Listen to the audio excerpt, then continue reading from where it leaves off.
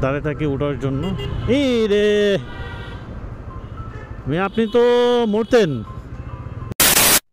এই টঙ্গী বিআরটি লাইনে আসবেন, মানে মাঝখানে যে লাইনটা, আসলে এই লাইনটা খুবই রিস্ক। কারণটা হচ্ছে যে ডবল লাইন হয়ে আপনার মুখোমুখি যে গাড়িগুলো হচ্ছে আপনার ওভারটেক হয়, সুতরাং এই মুখোমুখি গাড়িগুলো যখন ওভারটেক হয় তখনই অ্যাক্সিডেন্ট হওয়ার সম্ভাবনা বেশি থাকে।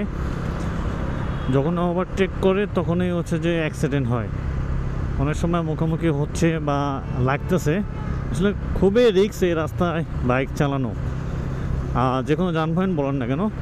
দেখেন, আমি যদি আপনাকে একটু শেয়ার করাই, যেই গাড়িগুলো কিন্তু ভালো স্পিডে আছে, যেমন 50, 60, 40, এমন 70 স্পিড থাকে, এটা ওভারটেকের একটা অ্যাম্বুলেন্স। মাঝে মাঝে অ্যাম্বুলেন্সে অ্যাক্সিডেন্ট হয়। আসলে এই রাস্তায় যে কেউ আসুক না কেন একটু সাবধান থাকবেন।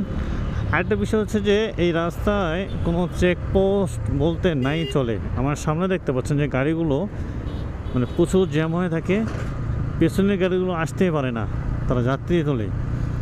তো এই যে বিষয়টা আসছে, এখানে পুলিশ কয়টা দেখলাম, বাট মানে একটা যদি সুন্দর করে একটা পুলিশ বক্স যদি দেওয়া থাকে, সেক্ষেত্রে তারা এখানে একটু রেস্ট নিচ্ছে, থাকতেছে। খুব এটা জরুরি কিন্তু, কারণ এটা একটা হাইওয়ে রাস্তা। হাইওয়ে রাস্তায় কিন্তু পুলিশ না থাকলে অনেক সময় ছিনতাই হয়, খুন হচ্ছে, রাহাজানি হচ্ছে, অনেক হচ্ছে। কিন্তু যদি পুলিশের টহল সবসময় থাকে, সেক্ষেত্রে কিন্তু অনেক নিরাপদ থাকে। বাট হচ্ছে খুবই কম, এবং বলতেই চলে। যদি পুলিশ বক্স যদি থাকে সেক্ষেত্রে একটু ভালো হবে, চেকপোস্ট থাকবে, আদারওয়াইজ আরও পুলিশ প্রশাসন একটু বেশি থাকবে নিয়োগ, তাহলে একটু ভালো হয়।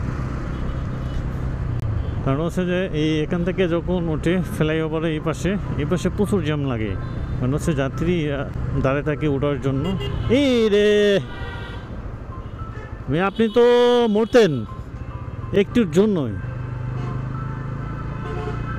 মানুষ দেখছেন এই রাস্তাটা কি পরিমাণে একটা রিস্ক। কারণ হচ্ছে যে আমি আপনাদেরকে শেয়ার করতেছি, বাট শেয়ার করতে করতে দেখলাম যে সামনেই একটা অ্যাক্সিডেন্টের হচ্ছে যে চিত্র।